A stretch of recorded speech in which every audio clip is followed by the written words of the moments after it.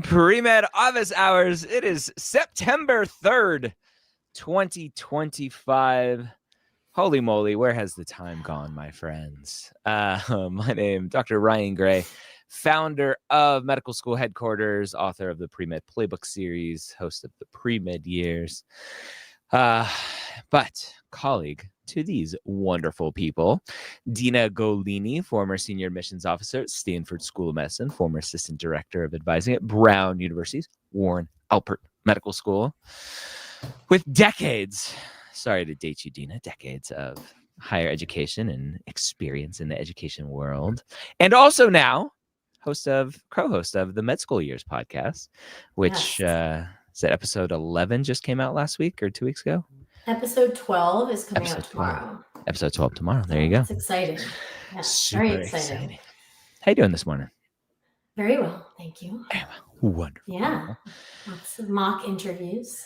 Oh, it is mock interview season. It is. Yes. It is. It's funny, in the parent group the other day, I posted, or someone asked the question, "Hey, my kid has gotten like 5 interview invites already." I was like, "Awesome. They should do some mock interviews with our team." And the parent was like, "They're already working with your team." I'm like, "Yes, perfect. Love it." All right. Our newest member of the team. I was looking for your nameplate's not up where all the other ones are. Kristen, how you doing?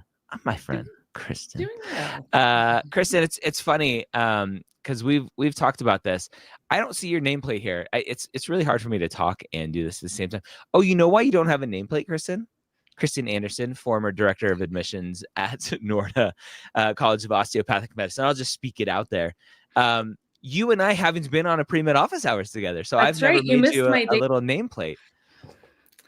I debuted with Dr. Crispin. You weren't there. And I wasn't there. I forget where I was, but I wasn't there. But you are here now. You are the newest member of the advising team, full-time member of the advising team. But I have known you the longest, coincidentally.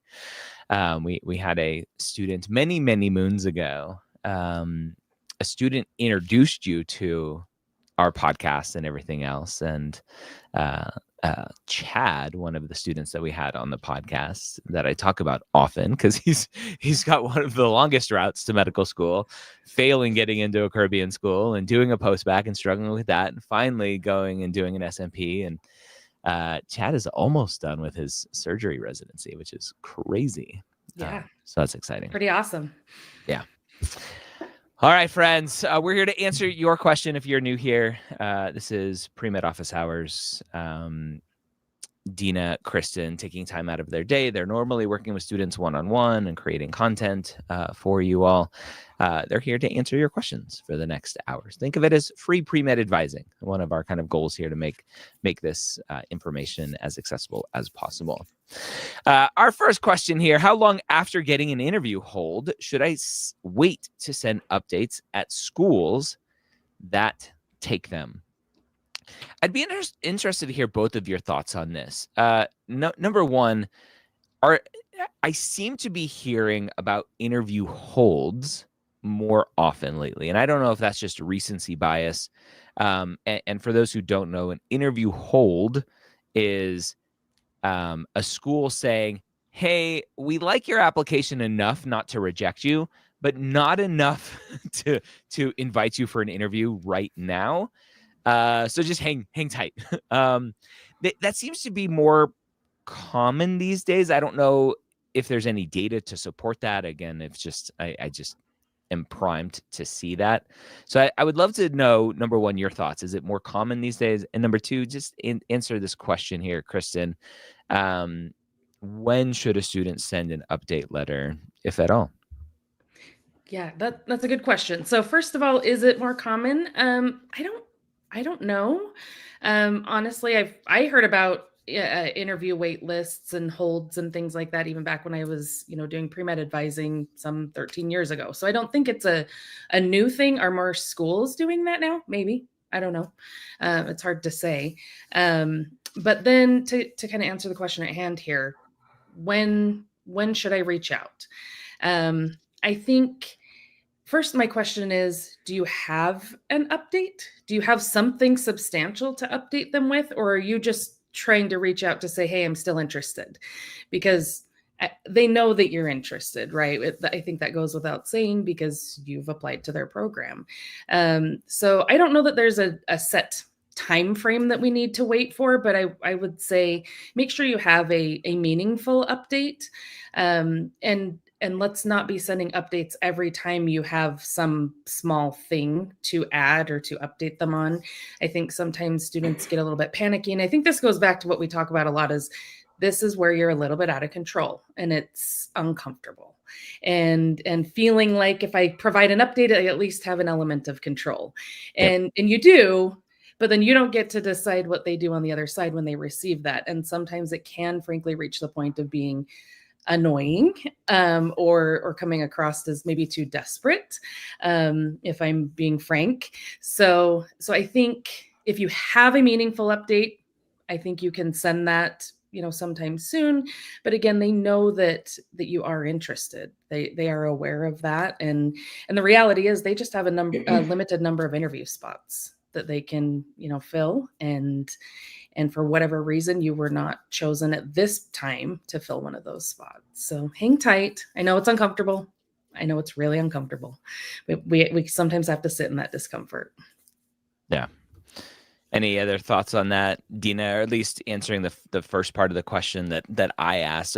Are these becoming more common, these pre-interview holds or interview holds? From the students that I'm working with, it seems to be 2 schools that consistently year after year are doing this. Just looking at the trends of the students I work with, it's the same 2 schools across like 9 different students that are outwardly like doing the interview hold. So I do think like every school is different. I think that most schools do have a hold category, but they just don't tell you about it. Yeah. So is it causing more stress for some schools to say, hey, we put you on an interview hold, when really they're trying to be transparent? I don't know. I don't think it's becoming more common. I just think, yeah, I don't know. And then I agree with Kristen. Like, do you even have an update to send after this interview hold? I think update letters across the board in general, you have to always follow the policy of the school. Do they accept it? Some schools will only accept update letters for a short period of time following an interview. Others only allow a certain number of updates or documents per cycle. You really need to follow the policies for that school. And my rule of thumb for update letters in general is the 3-month mark around November 1st. Give people time to, don't be so eager, like, oh, it's been 3 weeks since I submitted my secondary, I'm going to send an update. They probably haven't even read you yet. You're sitting in a pile of thousands and thousands of applications. So give them time to work through the process on the admissions end before you send an update. Okay. Love it. I almost think it'd be interesting to see what it would look like to have like as soon as someone submits their application, like almost like a session with our team of like, what could that update letter be? Like, let's take a look at your application. You've already submitted, so we're not changing anything there. But as I am looking at this, what concerns might I have, and how are you currently addressing those concerns, or what could you start to do to address those concerns to then potentially put in an update letter? I don't know your all thoughts, but one of my favorite things for update letters historically is just brutal honesty. To go, I know that my application is lacking in this area, and here's what I'm doing to work on it and fix it. So there's some responsibility and reflection taken there. And so it would allow those students to be able to have that answer. I don't know, random thought. All right. Good first question. Aloof, at what point is it okay to turn down interview invites? I've been extremely fortunate to get 7 interview invites early on and have had to take a lot of time off of work, no PTO, and got an invite from a school that I wouldn't go to if accepted to any of my other invites. Oh, Dina, this one's hard because let's assume the worst and they don't get accepted to any of the other invites. I almost lean on, like, you have to take all of your invites until you get that one acceptance. And then it's always, will I go to this school over the accepted school?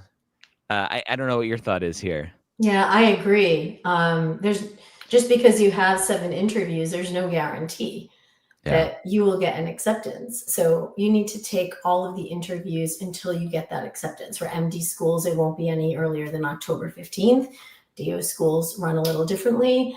And I think once you're in that comfort zone of, okay, I'm accepted somewhere that I would go to over this school, then you can start turning them down or withdrawing your applications. You also don't know, let's say you were accepted to all of the schools, you have to weigh finances in the end too.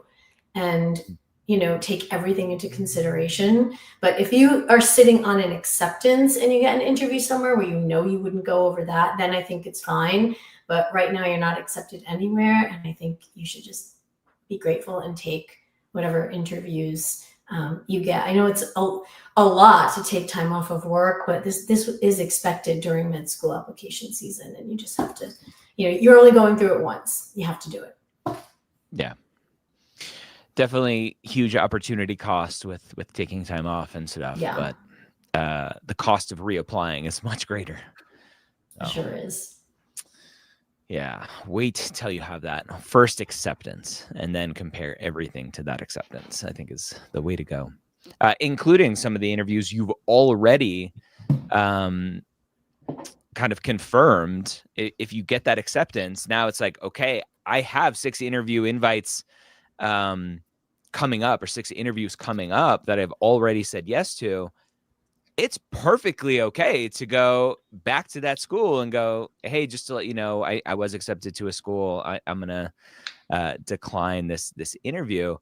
Schools want you to do that, right, Kristen? You're shaking your head. Yes. It's nice for those schools to understand that you're not going to go to their school. Let's offer that interview to someone else who might. And so it's beneficial for the school. How can a school, Kristen, how can a student gracefully, because I think that's always the concern of, like, if I send the wrong thing in the email, then that school is going to tell every other school how terrible of a person I am, and all of my acceptances are going to be gone. How can a student do that? So I think gracefully, just with respect, and just say, I appreciate the opportunity. I have been admitted to another school, and I've decided that, that is where I'm choosing to attend. So I will at this time decline my seat, my interview spot, whatever, give that up for someone else. We used to joke that sometimes students collect acceptances like trading cards, and they just want to hold on to them and not let them go, even though they know where they're going. Yep. They're pretty close, pretty close to deciding, or at least have it narrowed down. Schools will not be offended. We know, like they know, I say we, because it's so recent. Schools know that they're not for everyone, and you will have times when you're going to choose, one school over another. And like was mentioned, it would be their preference that they know that sooner than later, so that they can get someone else kind of moving through the process. And truly, if you are, trying to decide, then by all means do what you need to do to, make those decisions. But as soon as you have decided, because you have, multiple acceptances, or you have an acceptance and you're not going to go, sit for an interview, then just respectfully decline that. Thank them for their time and their time reviewing and their consideration, and let them know. Yeah. Awesome. Derek says, hello, Ryan and team. I stumbled into this live, but wanted to thank you. I'm now an MS4 at a USMD program going into emergency medicine. Your resources helped me tremendously. Thank you for everything. That's awesome. Thanks, Derek, for dropping by. Congratulations and good luck going into residency. Have fun. I love those messages. So fun. Let's see. we don't talk about this one often, so I'll bring this one up. Some schools ask for a CV. I don't know why. It's so annoying to me. How detailed should it be? Or University of Miami, I'm calling you out. Like, why does your secondary basically ask students to repeat the primary? Some schools ask for a CV. How detailed should it be? Mine is 3.5 pages. Is that too long? Also, is it good to add submitted manuscripts to CVs? I'm a first author on 2 submitted papers. Man, Dina, I hate schools that ask for this. Like, isn't the application the CV? It's just in a different format. What are schools looking to gain, and how should students format these things? I mean, every school is different, whether they ask for one or not, and what purpose does it serve? Like, usually it's maybe in an interview or for you to include things that you didn't have room for on your application. But I mean, I think 3.5 pages is long. I think the standard is like, try to keep it to 2 pages. But I think that that's something maybe using your career services office can help with, and they can kind of give you ideas of how to condense it. I think publications would be important to include on a CV, 100%. If you didn't have room to put that on your application, or if they were earned after your application. But yeah. Or I saw a lot of schools this cycle that also asked on their secondary to list. I think UConn was one of them. Who I'll call out UConn. On your secondary, you spelled your own school's name wrong. So there's that. A lot of students picked up on that. But they asked students, please list all the prerequisites you've done. Like that, I saw that a lot this cycle, and that's repetitive too. It's like, but you can see it. Okay.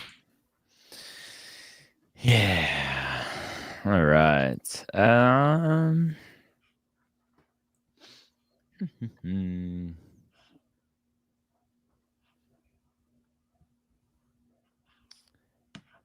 Here's an interesting question. For schools that give merit scholarships, how do they choose who to give them to? Mission fit, interview performance? What schools give merit scholarships? That's what I want to know.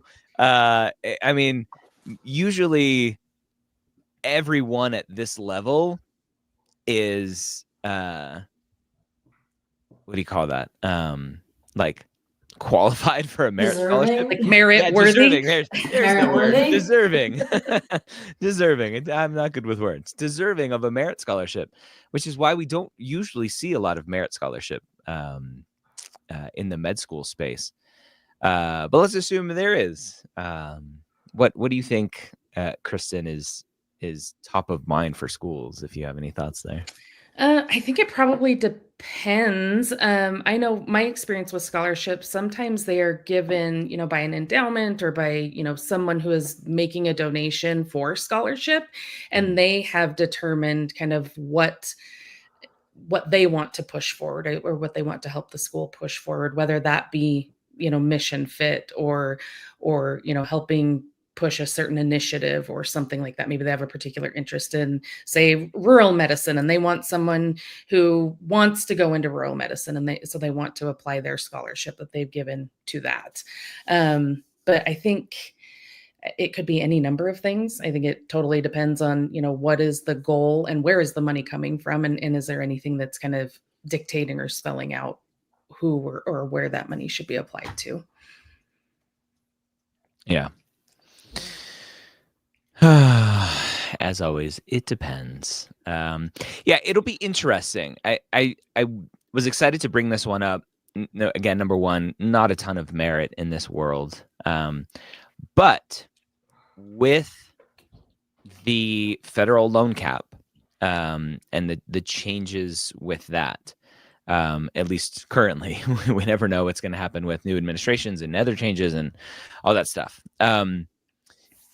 I think I sent a text message to a friend who is the dean of admissions at a school, and I said, "Hey, like, what is the conversation happening in your circles right now? with this news. And they said, we're not lowering tuition. I can tell you that's not being discussed. But what is being discussed is where can we go find some more money to throw at students as financial aid, whether you call it a scholarship or not, but as financial aid to lower that cost of attendance. And so, I mean, to me, it's just a big giant shell game. Like, well, if you have money to give to students, just lower the tuition, and then it's a wash at the end of the day. But they're doing some sort of shell game stuff for some reason. I don't know. So yeah, it'll be interesting to see if more schools start to offer scholarships, maybe to every student just across the board to help with this federal loan cap stuff moving forward. Do either of you have any thoughts on that news with the federal loan caps and what schools might be doing or how students might navigate that? No. I don't know. I had maybe tomorrow. Stay tuned. I have an episode that needs to go out on the pre-med years. I had a conversation with someone from the student loan planner team. Right, it's their job to dig into these bills and understand the financial implications of all this stuff. And so, wasn't like groundbreaking information in the episode, but I think maybe some hope maybe in the episode. I think the biggest takeaway for me was just the fear around medical school is just going to be too expensive for people that are coming from a lower socioeconomic status. And I don't think that's going to be the result. We'll see. I think students will be able to bridge a gap with private loans, which historically we have said stay away from private loans. But if you think about all of the new schools that open that aren't eligible for FAFSA and federal funding, all of those students are going to school on private loans because that's their only option outside of obviously schools that offer tuition free for the first 4 or 5 years, whatever that might be. But so students are going to school on private loans at a lot of these newer schools, and it's not an option. And I'm hopeful. I often think like a capitalist in some respects, although the crony capitalism side is what's hard for me to see often. But I think there will be a bank or several banks or a new bank that we don't even know about because someone with a lot of money will come in and see an opportunity to go, hey, like these future physicians are a safe bet for our money, to give them loans to cover the cost of tuition at a more favorable rate or more flexibility like federal loans have. And so I think there will be options for students moving forward. We just don't know what that looks like yet. I know that's a hopeful hopeful dream. I don't know. All right, Blue. How often do schools typically send out rounds of interview invites? Every month or so? Oh, this varies so much, Dina, and we're kind of collecting some of that information now as a team of what that may look like. What do you think this is? Is this a once a week, once a month? I think every school is different. There definitely are schools that have not sent any invites out as of this point, and there are some that started sending them out in July. It just depends on how quickly they can kind of put together an interview day and assign interviewers, and then how quickly everything goes to admissions committee. I feel like everything, and Kristen can probably agree with me, everything is always centered around when admissions committee meets, when interview days will be. So for invites, I mean, they're not going to send out all of their invites now when they likely have not even read 50% of their applicant pool. So the invites will go out as people are read and as more qualified candidates are found. And at some point it just stops. Like, they're not going to send invites out all year because they don't interview all year. I think there's always this fear with getting in, having your application verified at the very start for that first wave of applications in AMCAS, because the fear is that schools just go in one time, pull the applications, and that's it. You're cut off, and that's who's getting an interview invite. It's just like, no, that's not how this works. And I don't know if that's a trickle down from the residency interview process, because that's a completely different cluster, because residencies will send out 100 interview invites for 50 seats, and it's first come first serve. And those med students are like on their rotations going, I got an email, I gotta go. I gotta go get my interview spot. That's just crazy. I don't know, it's so stressful. Why does everything have to be so stressful? Oh, and it's man. also different. So there's no cut and dry. There's no black and white. There's no set way that any one school does anything, which I think does complicate the process and does add to the stress, unfortunately. Yeah. But I think it's also good, because that allows these applications that may be perfect applications for one school, terrible applications for another, or maybe I should have reversed that, right? Terrible applications for one school, they're good applications for another school, because their process is different, what they're looking at is different, and everything else. Yep. So. Yeah. So this is an interesting comment here. I was going to do a master's, but after the news of the loan cap, I've chosen to take a full-time medical position to hopefully lessen my private loan amount. That'll be an interesting thing to see how this impacts master's programs. Yeah, because for students, they're expensive.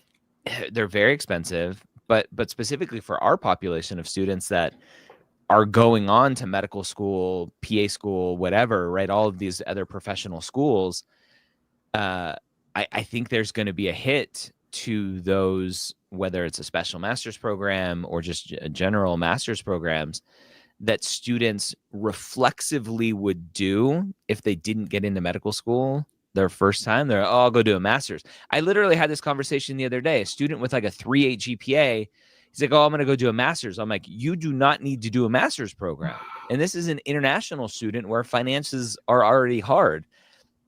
He's like, but I need research. I'm like, go get research. You don't need a master's program for that. Right. And so I think we're going to lose a lot of students. I think good, right? They're not wasting their money in these master's programs that they don't need, that just more education is comfortable to them. And so they're just like, oh, I'll just go do a master's program. But now the money's not going to be there for them. So very interesting. Christian, I have a 506, 396 GPA. I believe I have a very strong application for next cycle. I don't want my MCAT to hold me back from AdComs wanting to give me an interview. Should I potentially retake? Oh, Kristen, it sounded like they already answered their own question. They don't want that 506 holding them back. So don't have a 506. What do you think? Yeah. I mean, 506 is not a terrible score, not an excellent score, but not a terrible score. But if you're concerned about, that being a holdback, then yeah, if you feel like you can do better, then go ahead and retake it. And then it won't hold you back. And then it holds you back. A higher MCAT score always helps. It's interesting. 506 is within one standard deviation of the average for MD schools. It's above average for DO schools. And it's a 506 is a 506. It's not super sexy. So I put a link in the comments for our tutoring consultation. If you want to go have a conversation with our team over there. Petros has 26 plus years of experience at Kaplan, running their pre-med and test prep programs.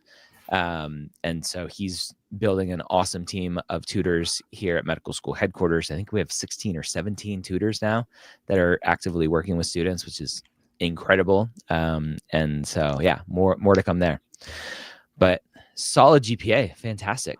And Dina, right? These are just 2 data points. We're not talking about clinical experience and shadowing and community service and research. Yeah. There's so many other things that Christian may be ignoring that are going to impact his application a lot more than potentially that 506.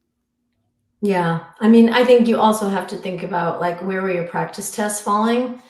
If you were falling like much higher than that, then you might want to retake it. And then I always say to students, you know, you can't get this part of the process back.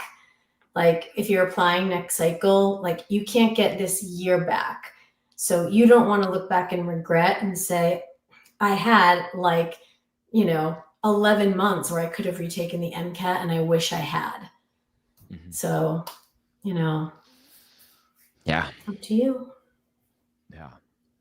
And trust me, if I ever had to retake the MCAT, I took the MCAT once. I got the equivalent of like a 502, 503. Back in the day, it was the different scoring numbers. If I didn't get in my second time applying, I don't know if I'd be here because I hated that test so much. So I feel you. I feel your pain.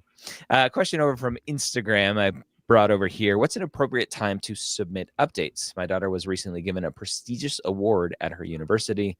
Only one student per major. Is this worth telling the med schools she applied to? Dina, this one's hard. I think it's kind of two questions in one. Let's just answer the second part of the question. Is getting a prestigious award worth an update? It depends what kind of award. I mean, yeah, Nobel Peace Prize. I can't. Yeah, yeah, something like that. Yes. I mean, you think it's prestigious, only one student per major. I've seen that a lot. I'm sure Kristen has seen that a lot. Is that going to make or break a decision and fill other gaps? No. So, I mean, I think like we were mentioning before with the other question, like that's something that I would include in an update letter at the appropriate time. If you've just submitted applications and you haven't given admissions enough time to even read your application and evaluate it, then it's going to be bothersome and annoying to send update. There's nothing more annoying on the admissions end than getting, Kristen's nodding her head, than getting emails after emails of, hi, I have this quick update. I think that students think that there's a little elf on the other end that's going to go in and be like, let's go back, pull that file, even though we already read it, and let's make sure we add this award or this. That doesn't happen. That doesn't happen. There's just not enough manpower for that. So I think that I would save this for the time when it's appropriate to send a general update letter, you know, after you've given people time to read your application. Yep. I think it's great she got the award, but, you know, unless it's like really significant. Yeah. I always like to get into my make a difference. Yeah, I like to get into my hyperbolic role playing of like, picture the admissions committee member sitting there reading the application and going, oh my gosh, Sally, come see this. We finally got someone that got an award and they're the only student in their major to get it, right? Obviously super hyperbolic and silly. Yeah. But it's like there are 60, 70,000 applications to medical school. Yeah. Not huge. You just reminded me of Elf with the world's best cup of coffee, by the way. Congratulations! Congratulations! World's best cup of coffee. I love Elf. Yeah. I keep a bottle of syrup in my pocket at all times. And to your point, yeah, it's not like schools are sitting around looking at applications and saying, oh, if only they had an award, then we would extend that. That's not going to happen. Or now that you've told us you have that award, now we'll extend, an offer to an interview or an offer of acceptance. It's just, it really is not coming down to a single thing like that. Super cool to get that award. Super, fun. And that is, prestigious in its own right, but is it going to make or break an application? I don't think so. Yep. All right. I like this question. What kinds of questions would you recommend asking interviewers at the end of an interview? How should the questions differ when speaking with a current medical student compared to a physician? And I'll change the clarify that last part. Oftentimes, it's not a physician; it's a faculty member who's maybe a PhD, a professor, who teaches anatomy or whatever. So it doesn't have to be a physician. It could also be a community member, right? It could be a nurse from the community, a lawyer from the community. Just depends. So, I love this. Why don't like what's your go-to favorite question at the end of an interview, or Dina, and then Kristen, you'll give yours, and I'll give one too. I'll address the current medical student one. I think that when medical schools use current students to help with the interview process, the point is for those students to imagine the candidate as part of their community. Like, can I envision this person as a classmate, or as somebody who would be engaged in campus? Are they a good fit? And I think asking questions that are more on the student level are important. Two of my questions I love for medical students are, number one, what kind of mentorship does the school put in place to kind of shepherd in M1s? Like, a lot of schools will pair M1s with M2s to kind of, you have like a best buddy system where you can go to somebody, or they'll pass down Anki card sets, or they'll do a lot of presentations on how to study for the first exam. Like, what kind of resources are there, so you're not just like thrown to the wolves? And a lot of schools have great programs put in place like that. And then I love fun questions. I think a lot of students forget to show that they're human in interviews, and to show a little bit about their personality. So I love the question, like, where's your favorite study spot on campus? Or what's your favorite go-to coffee shop? Or I've never been to that area or that city. Can you recommend, like, a place where a lot of students love to go for a restaurant? So something, I wouldn't ask questions like, what's one thing that you would change about the school or the curriculum? Don't want to ask any negative questions. Nice. Kristen, what do you think? Yeah, I don't know that I have a single favorite question that students can ask, but I like to see that they are really thinking about how they might fit in the program, and then the program be a fit for them. And I like to remind students that, when you're in the interview process, you are effectively interviewing the school as much as they are interviewing you, assuming that you have options and that you can, later decide where you choose to attend, that you are looking for a good fit for you, and not just, hey, you're a med school, I want to be a doctor, let's make this work. It should be about more than that. It's a very expensive process. It's a lot of time. It's a lot of energy. Oftentimes you're uprooting your life and sometimes a family. So I like to see that students are really being thoughtful in deciding, where they want to attend, and that they are asking the questions that are important to them.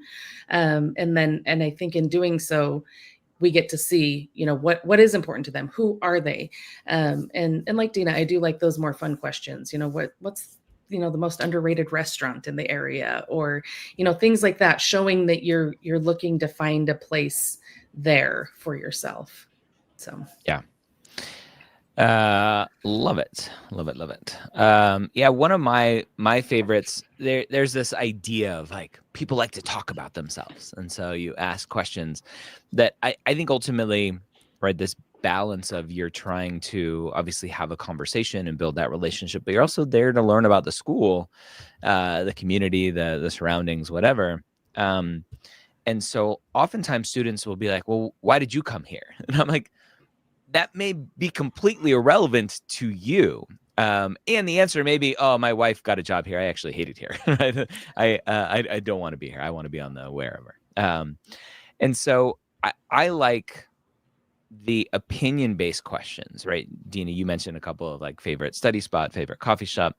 Of one of my favorite questions is, like, what's your favorite thing about this area, this school, this whatever, that maybe not a lot of people know about.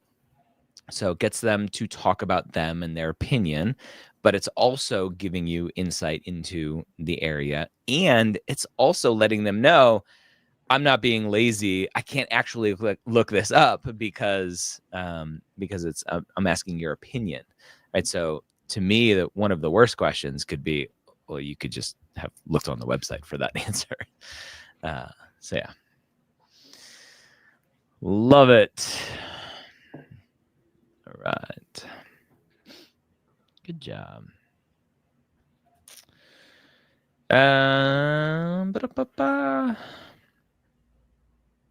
Here's an interesting question. Cassie. In the current political climate, is it okay to ask if the school teaches techniques that are banned practices in some states? I don't think this is an issue unless it's a religiously affiliated school. Even, and I don't know, maybe you guys have heard, like even in Texas where abortion is banned, I mean, it's not banned outright, right? There's some caveats, but they're minor. I haven't heard of any changes in the curriculum that says we're not teaching this. Now, are students as exposed to it as maybe they used to be? Maybe not. So I think that's a different question. But in terms of teaching it and learning it, I don't think that's going to be an issue unless Residency. again, well, yeah, residency, you're not going to get that exposure in those states. But we know schools like Loma Linda, they're not going to have that as part of their curriculum. So I don't think that's changed much. Any thoughts there?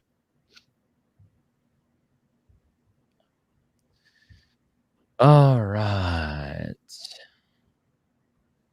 Oh, there was a question up here that I saw from our friend Ashley.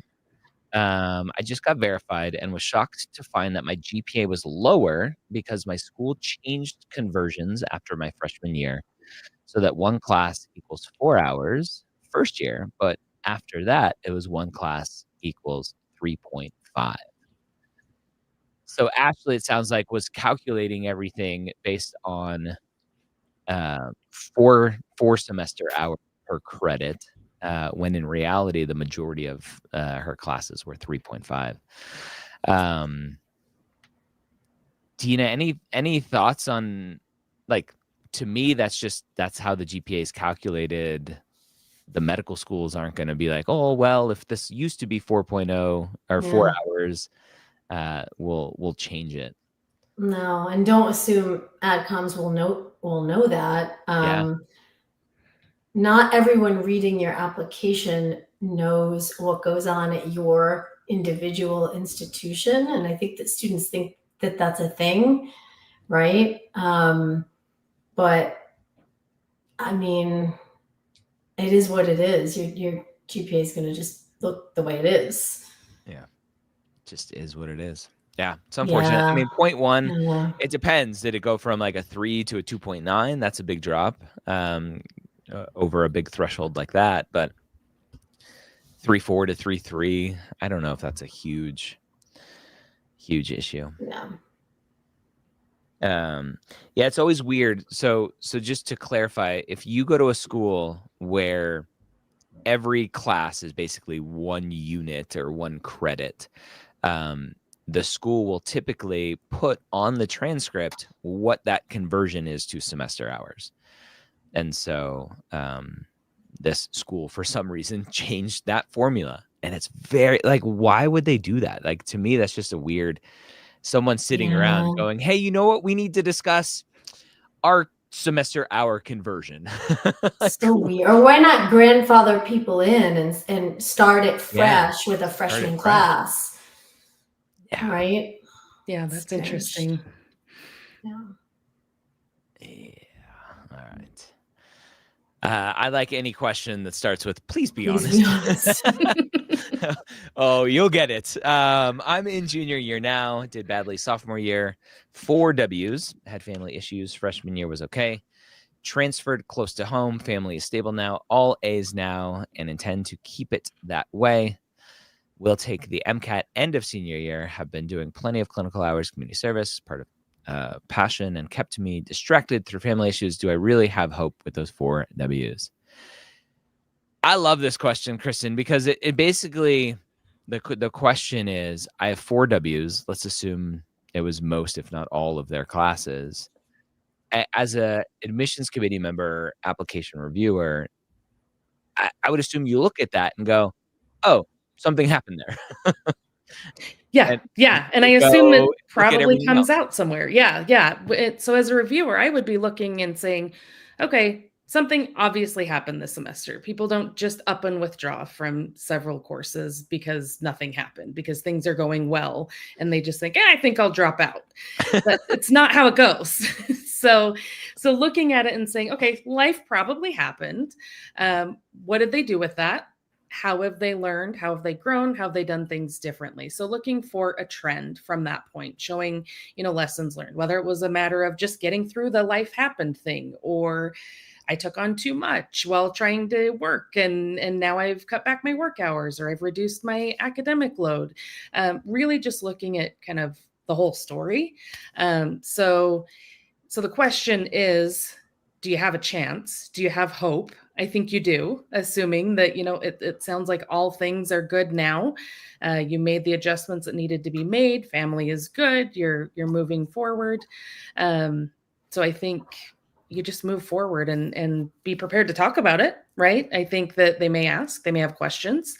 Sometimes there are even secondary application prompts that address these sorts of things head on and say, hey, if you have any withdrawals or failed grades or anything below this certain grade, tell us about what was going on. And that gives you, the opportunity to explain that.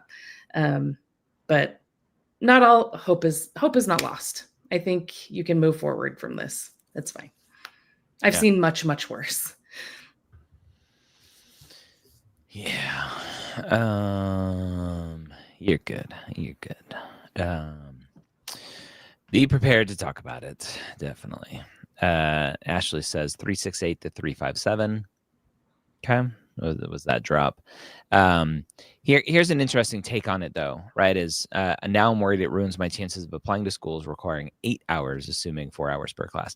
I wouldn't worry about that part. They're going to see the 2 semesters or whatever it is. And they'll go, oh, this school just doesn't give as many credit hours. So I wouldn't worry about that. Oh. Yeah, and if it really came down to it, you could get a letter from your registrar or from the department chair to explain that is a complete, series for that subject. I wouldn't stress it. Kristen, do you know who you're talking to? We stress everything. I'm well aware. And I'm trying to tell people to stop stressing so dang much. You can try. It ain't gonna work. Oh man. That's why we're all members of the Overthinking Premed Club. All right. Let's get one more question in here. I thought I saw someone.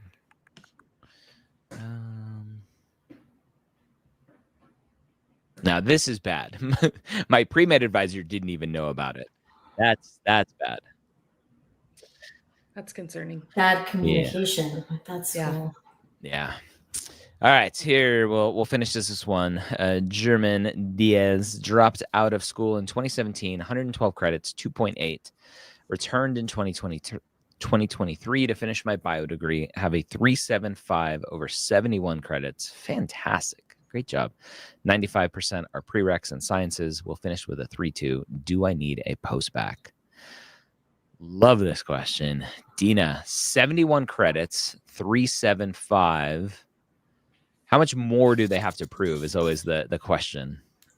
I mean, I don't think that there's going to be any other change in your undergrad GPA. I'm assuming the 3.2 is the 2 combined, the 2.8 and the 3.75, right? Yep. So, I mean, there's not much more that's going to change there. I mean, schools will see the trend. If the issue is the 3.2, you might get kind of like not weeded out, but if a school has a threshold for a GPA, you might not get looked at.